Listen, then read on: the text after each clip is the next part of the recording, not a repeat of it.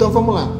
Primeiramente, é uma aula sobre um tema que é muito importante e é ignorado por muitos médicos e nutricionistas e profissionais de saúde, que é a homocisteína. A homocisteína não só é ignorada, como fica sempre uma lacuna quando a pessoa descobre que a homocisteína está alta e que quando a pessoa descobre que a homocisteína está alta e que ela aumenta o risco cardiovascular, e você pergunta, o que fazer com a homocisteína? Será que vale a pena tentar baixar? A verdade é que o conjunto de estudos científicos, o que a gente tem de evidência científica até hoje, não é muito clara de que baixar a homocisteína que está alta melhora o risco cardiovascular. Provavelmente porque são estudos curtos e quando é detectada uma homocisteína alta, as pessoas já estão há muitos anos evoluindo com doença coronariana. Ou já tiveram infarto, AVC, já tem estenose de carótida, etc.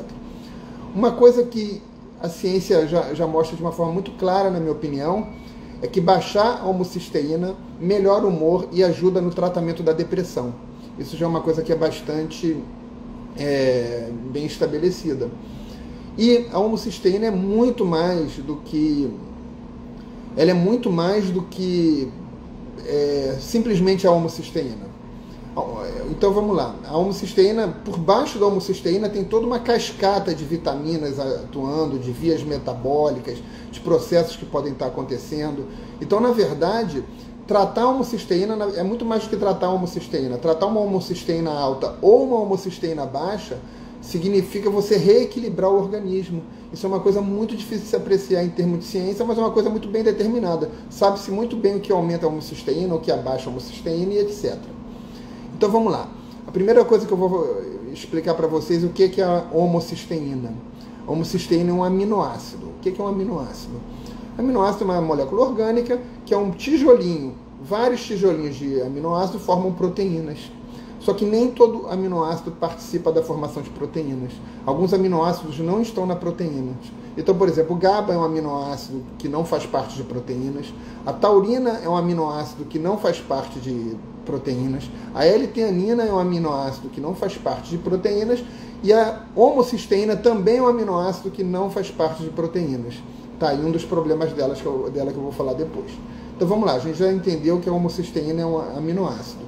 Ele é um aminoácido muito parecido com outro aminoácido chamado cisteína, que é um aminoácido que o nosso corpo consegue fazer, mas eventualmente a gente não consegue fazer toda a cisteína que a gente precisa.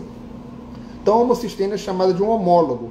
Ela é uma variante da cisteína, que é um aminoácido que faz parte de várias proteínas e que tem várias funções importantes no nosso organismo. Então vamos lá. A gente chama a homocisteína por ser de aminoácido intermediário. Por quê? A homocisteína não deve acumular no nosso corpo. Ela é uma via de passagem.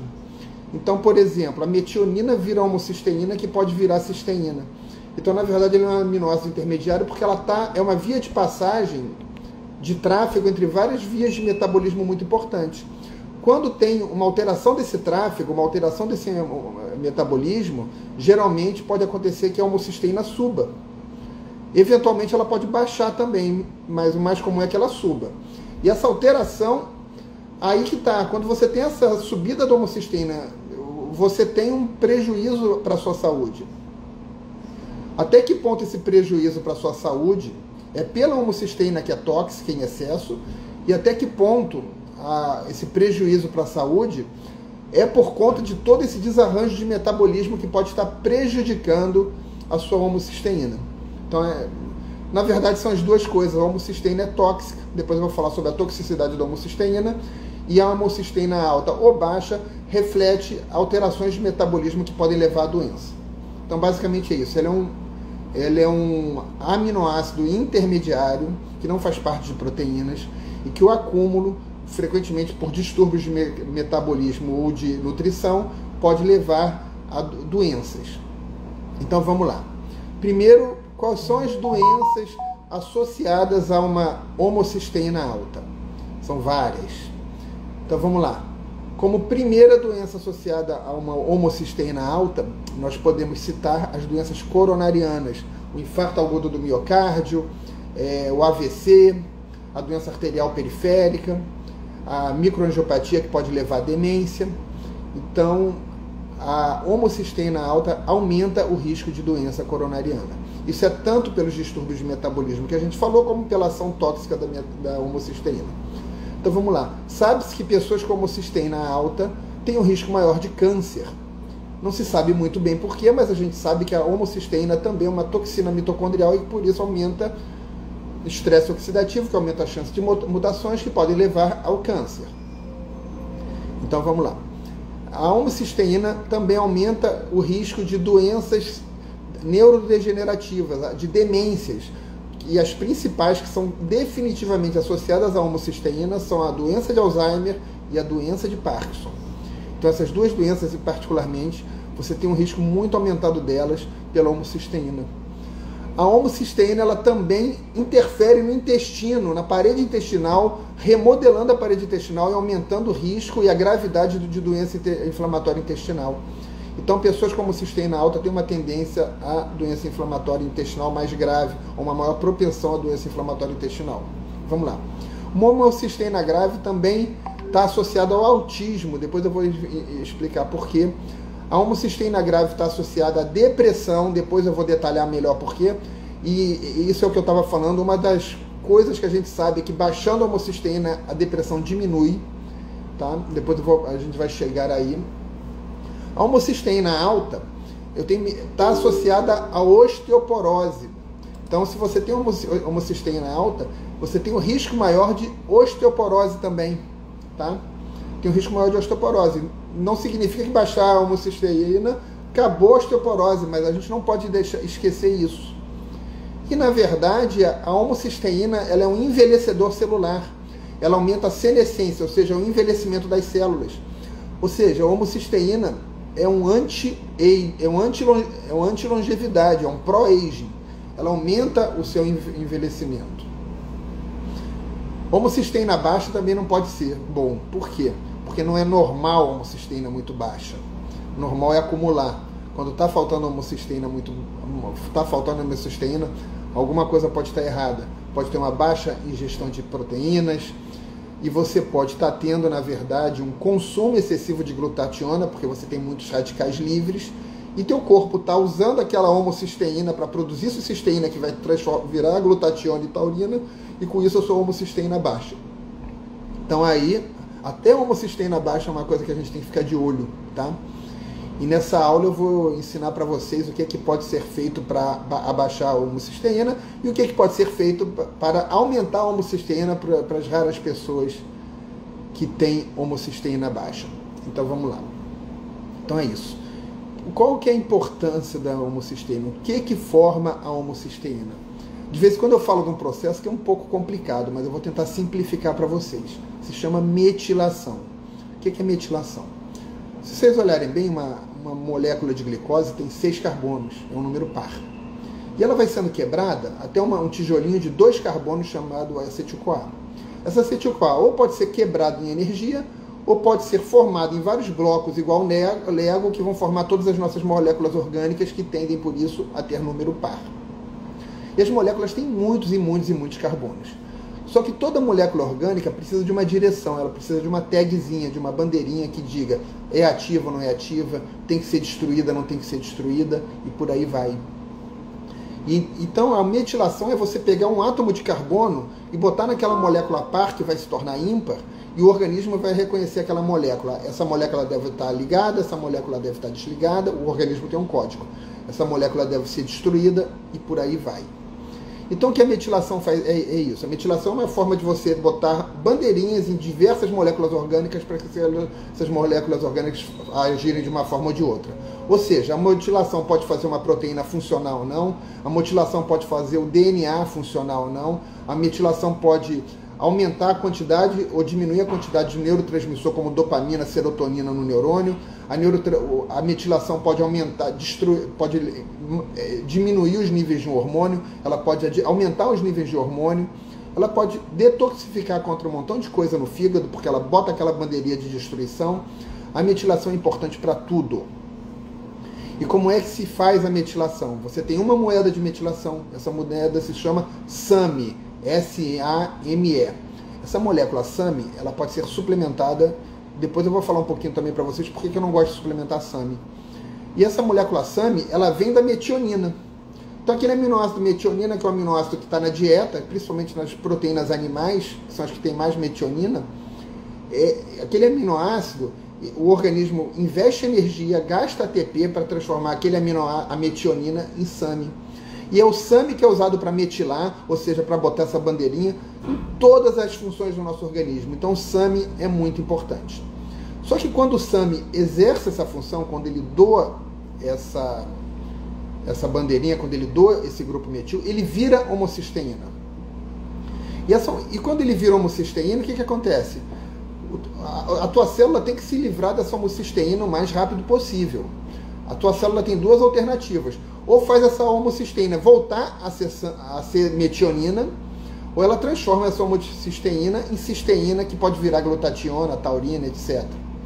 Então essa homocisteína tem que ser aproveitada. Almoço cudindo, gostei, Mari. Essa homocisteína tem que ser... Agora é Masterclass toda quarta-feira, é no YouTube, mas como eu sou enrolado, não funcionou no YouTube, eu trouxe o povo para cá. Vamos lá. Essa homocisteína não pode acumular. Então o SAMe é isso. O SAMe está botando essas bandeirinhas que é metilação em proteínas, DNA, etc., hormônios, neurotransmissores. Ele está regulando o que pode funcionar, o que não pode, o que pode destruir, o que não pode. Quando ele é usado, aumenta a homocisteína. A homocisteína ou volta a ser metionina, ou ela se torna glutationa, taurina e outras coisas. Tá? Então vamos lá. Essa homocisteína, como é que ela... Primeiro vamos ver o principal, como é que ela faz, o que a gente precisa para ela voltar a ser a metionina. Para essa homocisteína voltar a ser a metionina, você precisa de metilfolato e você precisa de vitamina B12, cobalamina. O metilfolato pega um grupo metil que ele construiu, tá? Que ele não pegou da metionina. Ele pega um grupo metil, que é aquela bandeirinha, dá esse grupo metil para cobalamina, que é a vitamina B12, a cobalamina vira metilcobalamina e transfere esse grupo metil para homocisteína e transforma a homocisteína de novo em metionina. Então você precisa aí de vitamina B9, que é o folato, no caso metilfolato, e você precisa de vitamina B12, que é a cobalamina. Tá? Então essa é a principal via. Todas as nossas células têm esse ciclo de remetilação, de transmetilação, que é a transformação da homocisteína em metionina usando vitamina B12 e metilfolato. Aí a gente vai falar de uma outra questão, que é uma mutação que a maior parte dos brasileiros tem algum tipo de mutação que se chama MTHFR. MTHFR, desculpa. Essa mutação, ela é uma mutação feita para você construir o metilfolato.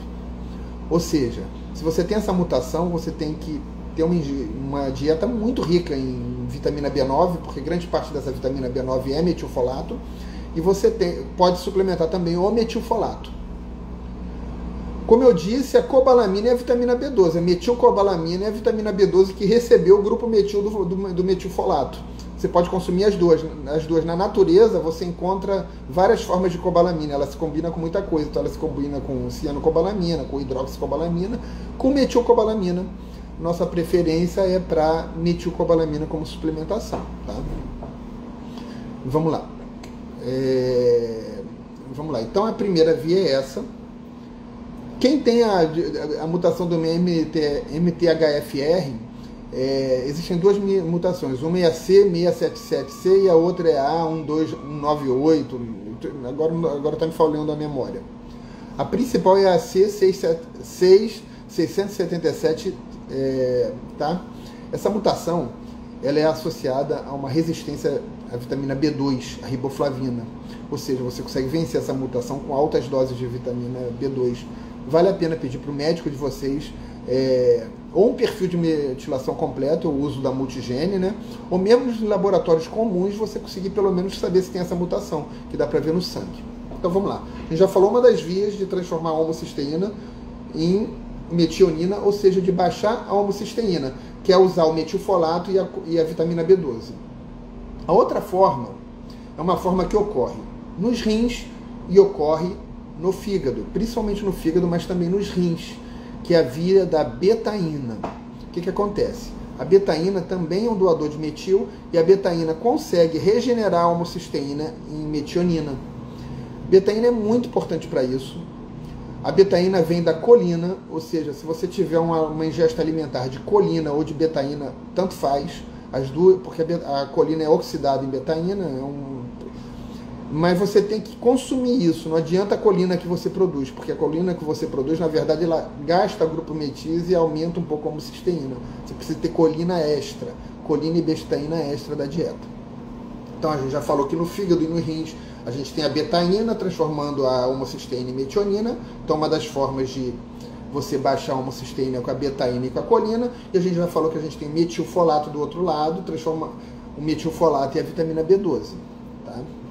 E nós temos também como baixar essa homocisteína, transformando ela em cisteína. E a cisteína depois vai ser transformada em taurina, vai ser transformada em glutationa e vai ser transformada em hidróxido de enxofre, H2S. O H2S é um vasodilatador, é chamado um gasotransmissor, assim como o óxido nítrico, como o monóxido de carbono, que tem uma função fisiológica muito importante, como, por exemplo, oxigenação dos tecidos. Então é muito importante essa transformação da homocisteína em cisteína.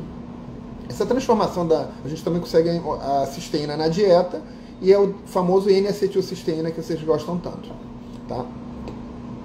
Essa transformação da homocisteína em cisteína, que vai virar glutationa, taurina e H2S, essa transformação é dependente de vitamina B6. Então a vitamina B6 é fundamental para essa transformação. Tá? Me fala uma coisa, o áudio tá bom? Essa vitamina B6 é fundamental para essa transformação. Tá? Então vamos lá, é assim que a gente baixa a homocisteína. Ou pela via do metilfolato, vitamina B12, ou pela via da colina betaína, ou pela via da vitamina B6, e a gente usa a vitamina B2 ou riboflavina para vencer a mutação do MTF-HR. Além disso, o que é importante, entendeu? Estou dando uma aula para vocês, tá? Estou ensinando que a gente ensina para médico, né? Vamos lá, ensinar tudo. Vamos lá, tudo. Tudo não, quase tudo, né? Porque alguma coisa eu devo esquecer de ensinar para vocês, mas vamos lá. Então vamos lá, a gente já entendeu como baixar essa homocisteína e para que ela serve. Ah, tem sim, o ar-condicionado. Obrigado, querida, pelo feedback do... Agora eu vou passar calor, Dindo passa calor, mas melhora o som. Vamos lá. Quando eu morrer de calor, eu ligo um pouquinho. Vamos lá. Então a gente já entendeu o que é homocisteína, a gente já entendeu como baixar a homocisteína. O que é preciso para baixar a homocisteína. Então vamos lá. Vamos falar um pouquinho agora sobre níveis laboratoriais de homocisteína. Os níveis laboratoriais de homocisteína, eles são muito variáveis e mudaram muito ao longo dos anos. Tá? E cada vez mais se baixa. Pesquisadores que estudam muito homocisteína acham que a homocisteína deve ser abaixo de 7. Tá? Aqui no Rio também está frio, mas eu sou calorento, metabolismo alto. Homocisteína abaixo de 7. Agora, a faixa de referência é muito difícil conseguir a homocisteína abaixo de 7, mesmo quando você faz tudo direito. Então ela deve ser vista como um objetivo. Alguém falou de deve ser vista como um objetivo. Essa live vai estar no YouTube. Vamos lá. Os laboratórios costumam botar o valor máximo de homocisteína entre 12 e 16. Eu considero uma homocisteína que eu fico tranquilo quando ela está abaixo de 8, mas se estiver abaixo de 7, melhor. Só que é muito delicado, porque se ela estiver abaixo de 6, não é comum. Ou seja, quando ela está abaixo de 6, vale a pena fazer uma suplementação com as coisas que eu vou falar depois no final da aula, tá? Que melhora... essas coisas que eu vou falar depois melhor na aula, que podem aumentar a homocisteína ou pelo menos minorar os efeitos de uma homocisteína baixa, que a gente precisa de alguma homocisteína. Quem tem uma homocisteína de 12, por exemplo, tem que buscar baixá-la. Na minha experiência, então vamos lá, nível de laboratório até 12 a 16, depende do laboratório. Nível ideal abaixo de 7. Nível que eu fico satisfeito abaixo de 8 e acima de 6. Abaixo de 5 eu não fico, em torno de 5 eu não fico preocupado, tá? Eu não boto como uma prioridade máxima, mas eu fico de olho e não custa tentar dar os suplementos que a gente vai falar no final, tá bom? Então vamos lá. Essas são as dosagens laboratoriais. Como é que vocês vão conseguir resolver isso com a dieta? Vitamina B12, vamos lá, uma experiência que eu tenho é que meus pacientes, quando chegam para mim com uma vitamina B12 de 500 e uma homocisteína alta, sempre que eu subo essa vitamina B12 deles com suplementação ou injeção de 500 para acima de 600, a homocisteína baixa. Então a minha experiência é que a homocisteína ela responde a uma vitamina B12 mais alta, que a suplementação de vitamina B12 geralmente baixa a homocisteína. Se tiver em 800, dificilmente dar mais B12 vai baixar. Mas se tiver abaixo de 600, geralmente a suplementação, a reposição de vitamina B12 vai baixar a homocisteína.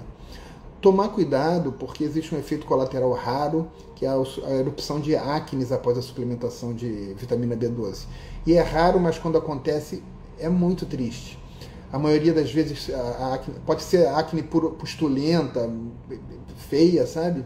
Às vezes, geralmente a acne some 2 a 3 semanas depois da suplementação de vitamina B12. Mas há casos raros que duram até um ano. São raros, mas para quem faz sempre pode acontecer um dia. Então, tomar muito cuidado com a suplementação de vitamina B12 ou injeção, mesmo a sublingual, ou mesmo em suplementos, se você tem uma acne muito intensa, uma propensão muito grande à acne. Tá? É a situação quando você tem que tomar um certo cuidado ao suplementar a vitamina B12. Como é que vocês vão encontrar a vitamina B12 nos alimentos? A vitamina B6 também pode aumentar a propensão à acne. Como vocês podem encontrar a vitamina B12 no alimento? Vamos lá, o mecanismo para absorver... A vitamina B12 ela é muito grande. Ela é muito grande, ela é um comboio. Então ela não consegue ser absorvida passivamente, que nem um mineral pelo organismo.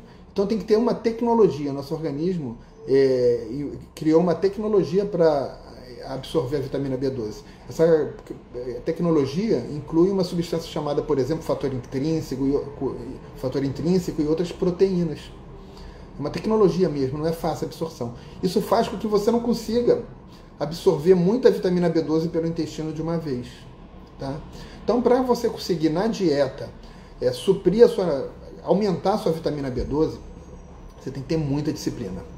Então vamos lá, o ovo não é uma fonte muito biodisponível de vitamina B12. As melhores fontes biodisponíveis de vitamina B12 que vocês conseguem aumentar na dieta são a carne, o fígado, o queijo, carne que eu diga de peixe também, de vermelha, qualquer uma, o shiitake, a levedura nutricional enriquecida. Essas são as fontes mais biodisponíveis de vitamina B12. Tá? E como você não consegue aumentar muito de uma vez, não adianta comer demais numa refeição.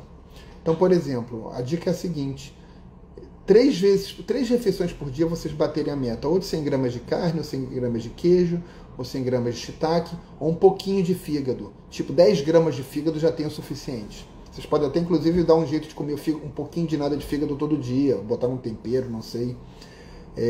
Já vai garantir vitamina B12 para a semana inteira. Se vocês baterem essa meta 3 vezes por dia, é muito provável que a vitamina B12 de vocês suba. É muito difícil chegar na vitamina B12. Crianças fazem reserva porque bebem o leite o tempo todo. E o leite tem muita vitamina B12, criança bebe leite o tempo todo, faz aquela reserva.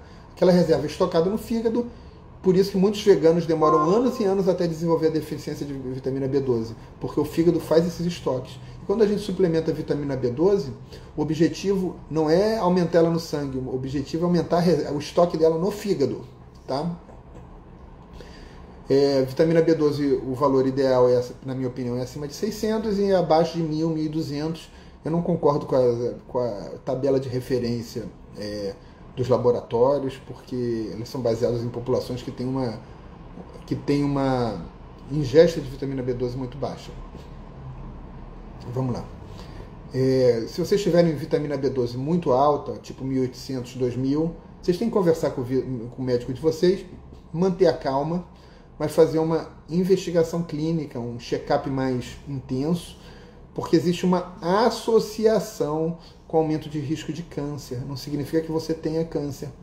Pode ser um bloqueio metabólico de várias origens, mas vale a pena manter um check-up médico mais estreito. Geralmente você não vai ter nada, mas impera quando você tem uma vitamina B12 realmente alta, acima de 1.200, 2.000, sem ter suplementado, que você faça check-ups médicos periódicos. Isso, 10 gramas de fígado por dia dá 70 gramas. Você pode comer 20 gramas de fígado por dia, não é nada, entendeu? Mistura na comida, bota nas crianças. Isso daí pode ser tipo 10 gramas em cada refeição, no final da semana, 5 gramas em cada refeição, bastante pouco fígado. Então a vitamina B12 é isso. Próximo nutriente é o ácido fólico. O folato, não vamos falar ácido fólico não, que ácido fólico é uma substância. Se a sua vitamina B12 está em 327, você suplementar a vitamina B12 vai baixar a sua homocisteína e vai te fazer ter uma performance cognitiva melhor. Vamos lá. Vamos voltar para a vitamina B9 ou ácido fólico. A vitamina B9 ou ácido fólico é fólico de fólium. Fólium de folha. Ou seja, está nas folhas, nas verduras. Não é só nas folhas não, nas arvorezinhas, tipo brócolis também tem muito. Tudo que é verde tem muito folato, muita vitamina B9. Então vocês têm que procurar a vitamina B9 nas verduras. Se a verdura for cozida, ela vai perder ácido fólico, ou se for para o vapor. Mas não vai perder folato, mas não vai perder toda a vitamina B9, vai perder uma parte dela.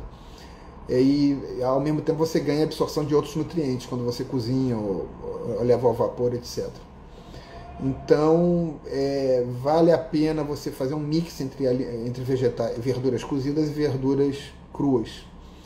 Além das verduras, os legumes têm muito folato, né? Então, por exemplo, feijão. E além dos legumes e das verduras, o fígado, para variar, tem muito folato. O fígado é rico em tudo. Então, se vocês incluírem na dieta de vocês regularmente bastante folha, fígado e um pouquinho de legumes, vocês têm o folato e vocês têm... Eu não acho complicado comer folha, fígado, feijão, carne, queijo. Na verdade, eu acho que a maior parte das pessoas come. O que falta é a disciplina para incluir esses alimentos que são alimentos do dia a dia na dieta, né? Não precisa de ser carne cara, não precisa de ser... basta carne, laticínio. A levedura nutricional realmente não é uma coisa de todo mundo, né? Mas para os veganos vale a pena. Mas fígado, carne, queijo, peixe, couve, eu não acho essas coisas complicadas. Eu acho, na verdade, muito simples. Eu acho que as pessoas não querem o básico, elas querem tomar uma cápsula e resolver o problema da vida delas e não tem que fazer esforço. E, na verdade, você não consegue com uma cápsula todo o poder do alimento. Então, na verdade, os queijos tem que focar em alimentação. O queijo, cada um tem um limiar diferente. Algumas pessoas não podem comer queijo, algumas se dão muito bem com uma certa quantidade de queijo. Eu, por exemplo, fico ótimo com queijo, mas se eu comer queijo demais eu tenho diarreia. Então, é uma questão de limiar, né? Mas vamos lá. Não existe pílula mágica, gente, mas existem suplementos. Eu acho que para vitamina B, para quem não está conseguindo corrigir a homocisteína, não custa fazer suplementar, não. Eu acho importante, inclusive. Principalmente para corrigir a deficiência de vitamina B12. Vamos lá.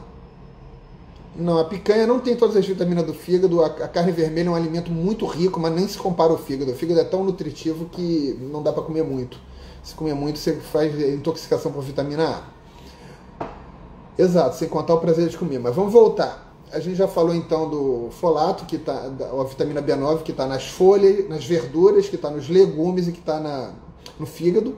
A gente já falou da vitamina B12, que está nas carnes, está nos queijos, está no shiitake, está na levedura nutricional e está no fígado. E agora nós vamos para a colina. A colina, a melhor fonte de colina existente é a gema do ovo. A beterraba também, já vou chegar lá. Que também tem folato, tá? Funciona como uma verdura. A melhor fonte de colina existente é a gema do ovo. O ideal seria que vocês tivessem aqui, principalmente as mulheres na pós-menopausa, seria que vocês tivessem 5 gemas de ovo por dia, mas ninguém pode ou aguenta 5 ovos por dia. Eu não como 5 ovos por dia. Ultimamente eu tenho comido, mas eu geralmente não como tanto ovo, ninguém aguenta. Uma gema do ovo equivale a 100 gramas de espinafre ou 100 gramas de beterraba em colina e betaína. Então, por exemplo, vocês podem comer, por exemplo, 3 ovos por dia, mais 100 gramas de beterraba, mais 100 gramas de espinafre, e vocês vão comer outros vegetais, vocês vão comer outros alimentos que também têm esses nutrientes e que vai fazer que vocês não precisem de todo dia comer espinafre, beterraba e ovo. Mas vocês têm que saber que esses são os principais nutrientes. Fígado também tem colina para variar, né? Fígado tem tudo, tem colina, tem betaína, então fígado não pode faltar.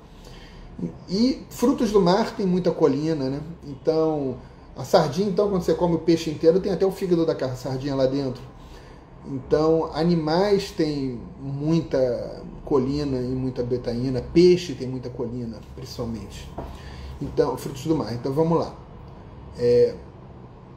Para colina e betaína, nós temos o fígado, nós temos a gema do ovo, nós temos o espinafre e outras folhas verdes, principalmente as escuras, nós temos a beterraba, nós temos os peixes e frutos do mar. Tá? Exato, vai rodiziando, né? Mas mantendo foco. O mais importante é não comer besteira, que quem não come besteira fica obrigado a comer comida, e quem come comida acaba se nutrindo. Tá? Vitamina B12 CMI-145 deve ser isso, parabéns. Não se preocupa. Não se preocupa porque as faixas laboratoriais são baseadas em populações não saudáveis. Um mito do fígado é que o fígado acumula agrotóxico, né? E é uma besteira sem tamanho, porque a pessoa está lá comendo alface que foi criada foi criado com agrotóxico e não está comendo fígado porque o fígado acumula agrotóxico. O fígado não acumula agrotóxico. O fígado expulsa os agrotóxicos do organismo. Para isso ele não pode ficar com agrotóxico com ele. Ele pega a batata quente e joga a batata quente. Ele não vai segurar a batata quente, porque ele não vai aguentar. Um fígado que não tem condição de segurar aquela batata quente, que é o agrotóxico, é um fígado doente. Um fígado doente, você não vai comer um fígado doente, ele vai estar horroroso, vai estar cheio de gordura, imenso, aquela cara feia, amarelado. Ninguém come isso, aquele fígado bonitinho, vermelhinho, um fígado saudável. Isso é uma bobagem que eu vi na minha vida. Fígado de qualquer bicho. Tadinho dos bichos, né? Mas nós somos onívoros, né? Fígado de qualquer animal, entendeu? De ganso, de pato, de frango, de boi. Mas também o fígado tem que comer pouquinho, no máximo 100 a 150 gramas por semana, senão fica com excesso de vitamina A, que é extremamente tóxica. E o excesso de vitamina A, se vocês não tiverem uma vitamina D boa, pode deixar inclusive as mulheres em risco de osteoporose. Mas vamos parar, então, vamos lá. Vamos voltar para o nosso tema. Então a gente já viu como com a alimentação corrigir a colina, a betaína, o folato e a vitamina B12. A vitamina B6 é a necessária para transformar a homocisteína em cisteína, que vai virar glutationa, que vai virar taurina, que vai virar o H2S que eu falei para vocês. A vitamina B6 está em tudo que é alimento. Ela está nos alimentos animais, principalmente, de forma mais ativa, entendeu? Peixes, carnes, fígado, etc. Mas ela também está em vários vegetais. Então, todo mundo consegue a vitamina B6. Todo mundo consegue, né? Basta comer comida de verdade, focar em comidas nutritivas e manter um hábito alimentar variado. Ainda assim, algumas pessoas precisam de mais vitamina B6. Nesse caso, a forma de se suplementar é o piridoxalfosfato, é a melhor vitamina B6.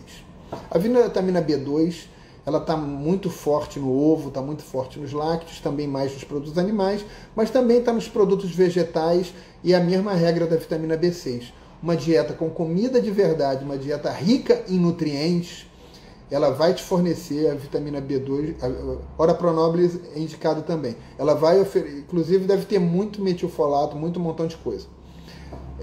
Vamos lá, tenho certeza.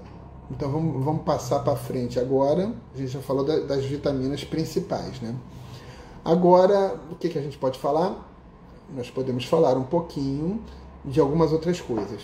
Vamos falar um pouquinho de metilação para vocês entenderem a parte de suplementação, que é a parte que a maior parte das pessoas quer saber, né? Ovo é completo, mas a vitamina B12 não é tão biodisponível, não. Vamos lá. A metilação, aquela bandeirinha que a gente bota em várias proteínas e genes, etc., ela tem um destino principal. quase toda a metilação, a maior parte da nossa metilação, desse processo que gera homocisteína, é usado para produzir fosfatidilcolina, que é usada para detox, é usada nas nossas membranas celulares, como por exemplo dos neurônios, dos músculos, do fígado, etc. E é usada para fazer creatina. Então a maior parte da nossa metilação é usada para fazer creatina e é usada para fazer fosfatidilcolina. Qual que é a importância disso? Quando você faz creatina, você produz homocisteína. Então, se você suplementar com pelo menos 5 gramas de creatina por dia, com o tempo a sua homocisteína vai baixar. Se você suplementar com fosfatidilcolina ou comer peixe, ovo, que tem gema do ovo, que tem muita fosfatidilcolina, com o tempo a sua mais um ponto para a gema do ovo, o fígado também. Com o tempo a sua homocisteína vai baixar, porque você vai estar precisando produzir menos fosfatidilcolina e menos creatina, produzindo menos dessas coisas, você produz menos homocisteína. Então, a fosfatidilcolina, que pode ser suplementada, manipulada ou consumida na gema do ovo, nos peixes, no fígado, e a creatina, que pode ser suplementada numa dose a partir de 5 gramas por dia, baixa a homocisteína com o tempo, não é imediato, mas baixa com o tempo. Compartilhem então a aula, tá? Ela vai ficar no YouTube. Não deixem de compartilhar a aula, por favor. Não deixem de compartilhar o meu canal do Instagram e meu canal do YouTube, tá bom? As aulas vão ser no YouTube. Hoje está sendo aqui porque o dia ainda é enrolado, mas eu vou me desenrolar e não vai dar mais errado não, tá bom? Vamos lá. Então vamos lá. Então a gente vai agora para a suplementação. Então eu já falei das 2 primeiras pistas. Uma é que a suplementação de pelo menos 5 gramas de creatina por dia, com o tempo costuma baixar a homocisteína. Tá? A outra, a fosfatidilcolina também. E agora nós vamos ver o que a gente suplementa. Vocês podem suplementar a vitamina B12. Na verdade, eu acho que tem que ser uma prescrição médica, ou de nutricionista, ou de farmacêutico que atenda, ou qualquer profissional de saúde que faça prescrições, né? Porque tem que haver um pedido de exame, né, para checar a vitamina B12, né? E porque existe, caso a pessoa tenha acne, um risco pequeno de acne, né? E porque muito mais coisa tem que ser avaliada com isso. A vitamina B12 é suplementada de forma sublingual, tá? Ela é suplementada de forma sublingual. Além da vitamina B12, e a gente faz também, eu até prefiro em consultório, eu aplico a vitamina B12 intramuscular. A gente aplica aqui na clínica, se alguém precisar no Rio de Janeiro, tá? Eu acho ainda melhor. Mas a sublingual também resolve. Por quê? Porque a gente usa uma quantidade tão grande de sublingual que ela acaba vencendo a barreira e sendo absorvida. Então, ou intramuscular e intravenosa, né? Isso a gente faz aqui na clínica no Rio, ou sublingual em qualquer lugar, né? Eu mesmo, alguns pacientes meus que têm medo de picada, usam sublingual mesmo, com ótimo resultado. Nem sempre o primeiro curso de vitamina B12 resolve o problema, às vezes tem que fazer mais de um curso. Então, geralmente, você suplementa, depois dosa, vê se resolveu, tá? Eu escrevi um e-book, tá? Vai ser posto à venda para profissionais de saúde, para aprender toda a minha conduta com essas vitaminas, etc. Assim que estiver pronto, eu lanço, tá? Para profissionais de saúde. Se algum leigo quiser estudar, vai ter tudo lá também, mas sempre depende de prescrição, né? Vamos lá. Metilfolato. Metilfolato, principalmente para quem tem a mutação MTHFR, o metilfolato é muito importante, tá bom? Não exagerem na dose de metilfolato, porque metilfolato em excesso não vai ser legal. Vocês precisam de no máximo 600 microgramas, 0,6 miligramas, no máximo 1 miligrama por dia, tá? 0,6, tá? Como é que eu faço? Geralmente é com as refeições. A metilcobalamina geralmente é sublingual ou intramuscular. Eu prefiro intramuscular no consultório, ou intravenosa, mas quando faz algum soro com mais coisa, a gente inclui ela endovenosa, que facilita. Ou então sublingual, que pode ser facilmente prescrita por nutricionistas, tá? Tá bom? Por farmacêuticos, por profissionais de saúde, né? Há tanta gente que prescreve hoje em dia, né? E pode ser também conversado por vocês com o médico de vocês, que às vezes não é sensível ao tema, né? Vamos lá. Então, metilfolato, numa dose 200, eu geralmente boto em cada refeição. Vitamina B12, B6 eu sempre suplemento o piridoxal fosfato. Eu procuro não fazer a vitamina B6 perto do jantar, porque pode dar sonhos lúcidos, sonhos muito loucos, e não é todo mundo que quer. Mas tem gente que gosta, né? Quem quer ter um sonho muito doido, toma a vitamina B6 antes de dormir. Pode prejudicar a profundidade do sono, etc. Aí vamos lá. A colina. A colina, como é que a gente suplementa a colina? Tem várias formas. A melhor suplementação de colina é o alfa-GPC, mas o alfa-GPC é meio caro. E quando você quer para o fígado, você pode suplementar a fosfatidilcolina. Só que a fosfatidilcolina também é cara, por isso é a importância da comida, né? A colina bitartarato é uma colina muito boa, é um feijão com arroz que a gente usa todo dia. E para essa questão, como a gente quer ela no fígado e no rim, para baixar a homocisteína, eu acho que a colina bitartarato é uma boa opção. Além da colina bitartarato, que é uma boa opção, a gente tem também a betaína. Então eu sempre suplemento a betaína. Então, às vezes eu faço na mesma fórmula betaína e colina bitartarato e o piridoxal fosfato, mas eu também não gosto de botar a colina à noite, porque a colina à noite ela prejudica, como a gente estava falando, ela faz a mesma coisa que a vitamina B6, ela faz vocês terem sonhos muito loucos. Tem gente que vai começar a tomar colina e vitamina B6 à noite para ver se viaja, mas eu não acho que vale a pena não, porque diminui o sono profundo, né? Tu entra naquele sono REM, fica sonhando com barbaridades, né? Mas vamos lá. Que mais que a gente está faltando de suplementação? Eu já falei da creatina, 5 gramas por dia. Se vocês puderem usar essas 5 gramas em 2 ou 6 gramas 2 de 3 vezes, tá bom. Já falei da fosfatidilcolina. Já falei da metilcobalamina, que pode ser intramuscular ou sublingual, do metilfolato e do piridoxal fosfato. A riboflavina, principalmente para quem tem a mutação C677, a riboflavina eu uso doses mais altas. Em tese, 5 mg de riboflavina funcionaria, mas eu geralmente boto 20 mg logo para o xixi ficar amarelo. Quando o xixi está amarelo, o povo sabe que a vitamina está lá. Tá? Então a riboflavina é muito boa, tá bom? E não pode faltar para baixar a homocisteína. Então, basicamente, são esses os suplementos que a gente usa para baixar a homocisteína. Algumas outras coisas, a homocisteína é eliminada no rim. Então, vocês manterem uma boa hidratação ajuda a baixar a homocisteína. Outra questão é a seguinte, a metilação ela ocorre o tempo todo. Então, quando você tem uma placa coronariana, você está consumindo SAM e está produzindo lá naquele local um montão de homocisteína. Então, por exemplo, se você está fazendo exercício, qualquer estresse inflamatório aumenta a homocisteína. Então, uma das formas de baixar a homocisteína é simplesmente ter um estilo de vida anti-inflamatório, dormir melhor, ter uma dieta anti-inflamatória. Tá? Vamos lá.